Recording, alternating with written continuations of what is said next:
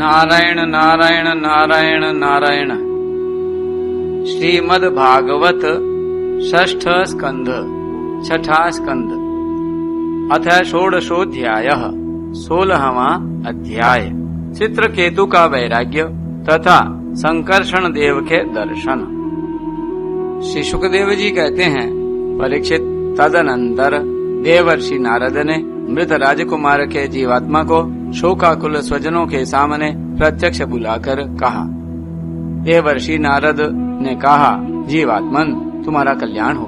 देखो, तुम्हारे माता पिता सूर्य संबंधी तुम्हारे वियोग से अत्यंत शोकाकुल हो रहे हैं, इसलिए तुम अपने शरीर में आ जाओ और शेष आयु अपने सगे संबंधियों के साथ ही रहकर व्यतीत करो। अपने पिता के दिए हुए भोगों को भोगो और राज सिंहासन पर बैठो। जीवात्मा ने कहा, देवर्षि जी, मैं अपने कर्मों के अनुसार देवता, मनुष्य, पशु, पक्षी आदि योनियों में न जाने कितने जन्मों से भटक रहा हूँ। उनमें से ये लोग किस जन्म में मेरे माता पिता हुए?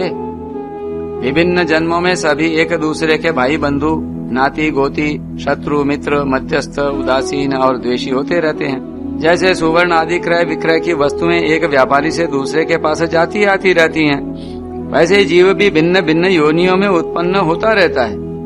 इस प्रकार विचार करने से पता लगता है कि मनुष्यों की अपेक्षा अधिक दिन ठहरने वाले सुवर्ण आदि पदार्थों का संबंध भी मनुष्यों के साथ स्थायी नहीं, क्षणिक ही होता है।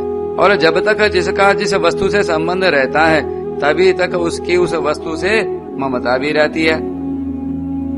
जीव नित्य और अहंकार रहित है। वह गर्भ में आकर जब तक जिस शरीर में रहता है, तभी तक उस शरीर को अपना समझता है। यह जीव नित्य, अविनाशी, सूक्ष्म, जन्मादि रहित, सबका आश्रय और स्वयं प्रकाश है। इसमें स्वरूपतः जन्म मृत्यु आदि कुछ भी नहीं है।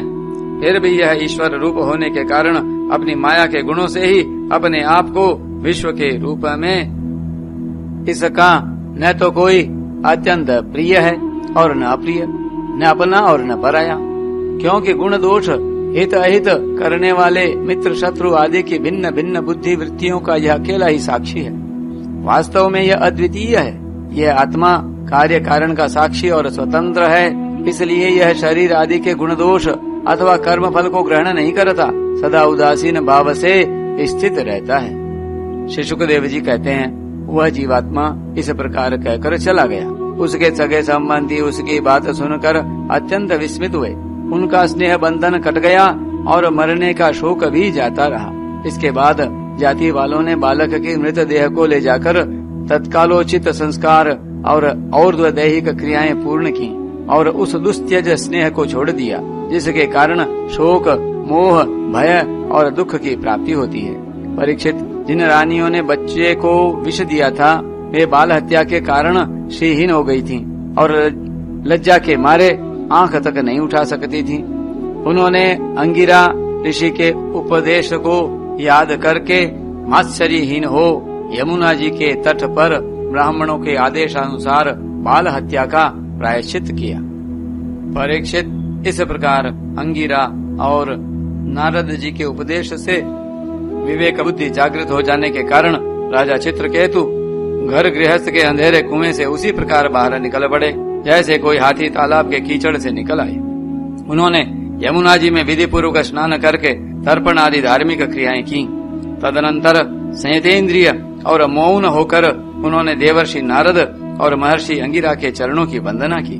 भगवान नारद ने देखा कि चित्रकेतु जितेंद्रिय, भगवत भक्त और शरणागत हैं, अतः उन्होंने बहुत प्रसन्न होकर उन्हें इस विद्या का उपदेश किया।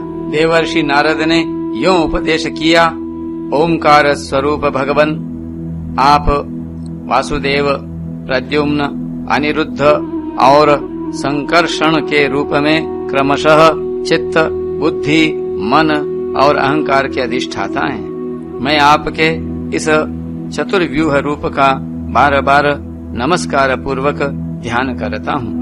ओम नमस्तुभ्यं भगवते वासुदेवाय धीमहि प्रद्युम्नाय निरुद्धाय नमः संकर्षणाय च। आप विशुद्ध विज्ञान स्वरूप हैं। आपकी मूर्ति परमानंदमयी है। आप अपने स्वरूप भूत आनंद में ही मग्न और परम शांत हैं। द्वैत दृष्टि आपको छू तक नहीं सकती। मैं आपको नमस्कार करता हूँ। अपने स्वरूप भूत आनंद की अनुभूति से ही आपने माया जनित राग द्वेष आदि दोषों का तिरस्कार कर रखा है। मैं आपको नमस्कार करता हूँ। आप सबकी समस्त इंद्रियों के प्रेरक परम महान और विराट स्वरूप हैं। मैं आपको नमस्कार करता हूँ। मन सहित वाणी आप तक न पहुंचकर बीच से ही लौट आती है। उसके उपरत हो जाने पर जो अद्वितीय नाम रूप रहित चेतन मात्र और कार्य कारण से परे की वस्तु रह जाती है, वह हमारी रक्षा करे। यह कार्य कारण रूप जगत जिनसे उत्पन्न होता है, जिनमें स्थित है और जिनमें लीन होता है, तथा जो मिट्टी की वस्तुओं में व्याप्त मृत्तिका के समान सब में ओतप्रोत हैं, उन पर ब्रह्म स्वरूप आपको मैं नमस्कार करता हूँ। यद्यपि आप आकाश के समान बाहर भीतर एक रस व्याप्त हैं, तथापि आपको मन बुद्धि और ज्ञानेंद्रियां अपनी ज्ञान शक्ति से नहीं जान सकती और प्राण तथा कर्मेंद्रियां अपनी क्रिया रूप शक्ति से स्पर्श भी नहीं कर सकती। मैं आपको नमस्कार करता हूँ। शरीर, इंद्रिय, प्राण, मन और बुद्धि जागृत तथा स्वप्न अवस्थाओं में आपके चैतन्यांश से युक्त होकर ही अपना अपना काम करते हैं, तथा सुषुप्ति और मूर्छा की अवस्थाओं में आपके चैतन्यांश से युक्त न होने के कारण अपना अपना काम करने में असमर्थ हो जाते हैं। ठीक वैसे ही जैसे लोहा अग्नि से तप्त होने पर जला सकता है, अन्यथा नहीं। जिसे दृष्टा कहते हैं वह भी आपका ही एक नाम है। जागृत आदि अवस्थाओं में आप उसे स्वीकार कर लेते हैं। वास्तव में आपसे पृथक उनका कोई अस्तित्व नहीं है। ओंकार स्वरूप महाप्रभावशाली महाविभूतिपति भगवान महापुरुष को नमस्कार है। श्रेष्ठ भक्तों का समुदाय अपने कर कमलों की कलियों से आपके युगल चरण कमलों की सेवा में संलग्न रहता है। प्रभु, आप ही सर्वश्रेष्ठ हैं। मैं आपको बार बार नमस्कार करता हूँ। श्री सुखदेव जी कहते हैं, परीक्षित, देवर्षि नारद अपने शरणागत भक्त चित्रकेतु को इस विद्या का उपदेश करके महर्षि अंगिरा के साथ ब्रह्मलोक को चले गए। राजा चित्रकेतु ने देवर्षि नारद के द्वारा उपदिष्ट विद्या का उनकी आज्ञानुसार 7 दिन तक केवल जल पीकर बड़ी एकाग्रता के साथ अनुष्ठान किया। तदनंतर उस विद्या के अनुष्ठान से 7 रात के पश्चात राजा चित्रकेतु को विद्याधरों का अखंड आधिपत्य प्राप्त हुआ। इसके बाद कुछ ही दिनों में इस विद्या के प्रभाव से उनका मन और भी शुद्ध हो गया। अब वे देवाधिदेव भगवान शेष जी के चरणों के समीप पहुंच गए। उन्होंने देखा कि भगवान शेष जी सिद्धेश्वरों के मंडल में विराजमान हैं। उनका शरीर कमल नाल के समान गौर वर्ण है।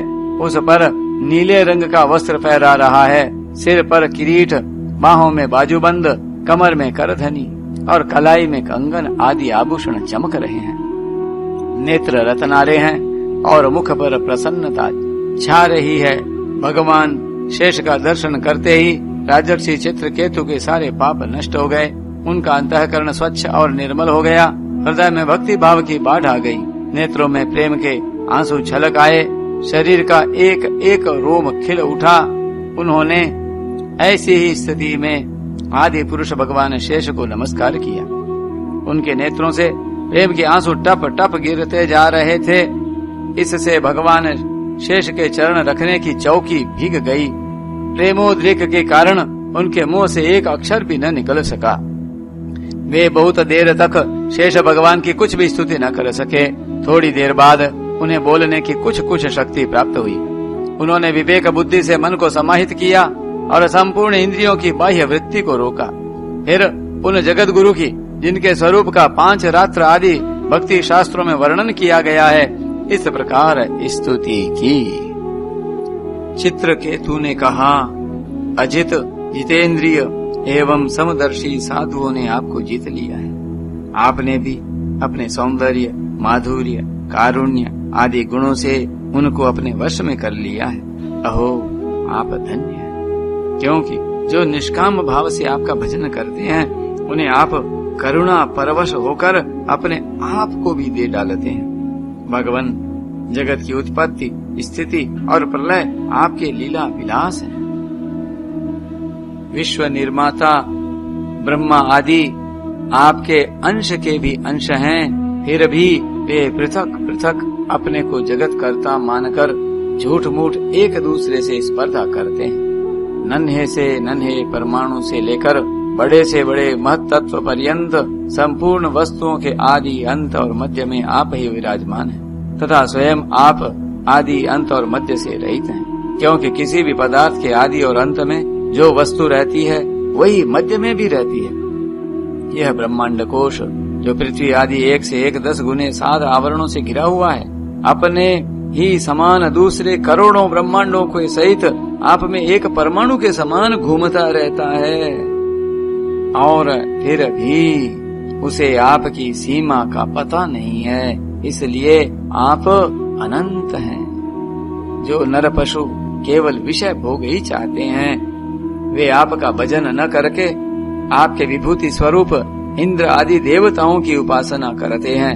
प्रभु, जैसे राजकुल का नाश होने के पश्चात उसके अनुयायियों की जीविका भी जाती रहती है, वैसे ही क्षुद्र उपास्य देवों का नाश होने पर उनके दिए हुए भोग भी नष्ट हो जाते हैं। परमात्मन, आप ज्ञान स्वरूप और निर्गुण हैं, इसलिए आपके प्रति की हुई सकाम भावना भी अन्यान्य कर्मों के समान जन्म मृत्यु रूप फल देने वाली नहीं होती। जैसे भुने हुए बीजों से अंकुर नहीं उगते, क्योंकि जीव को जो सुख दुख आदि द्वंद्व प्राप्त होते हैं वे सत्व आदि गुणों से ही होते हैं, निर्गुण से नहीं।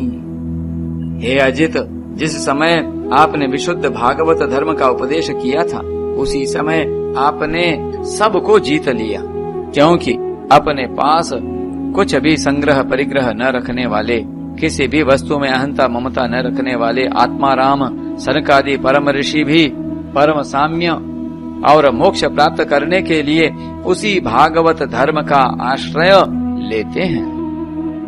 वह भागवत धर्म इतना शुद्ध है कि उसमें सकाम धर्मों के समान मनुष्यों की वह विषम बुद्धि नहीं होती कि यह मैं हूँ, यह मेरा है, यह तू है और यह तेरा है। इसके विपरीत जिस धर्म के मूल में ही विषमता का बीज बो दिया जाता है, वह तो अशुद्ध, नाशवान और अधर्म बहुल होता है। सकाम धर्म अपना और दूसरे का भी अहित करने वाला है।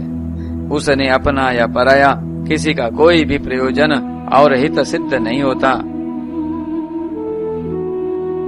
प्रत्युत सकाम धर्म से जब अनुष्ठान करने वाले का चित्त दुखता है तब आप रुष्ट होते हैं, और जब दूसरे का चित्त दुखता है तब वह धर्म नहीं रहता, अधर्म हो जाता है।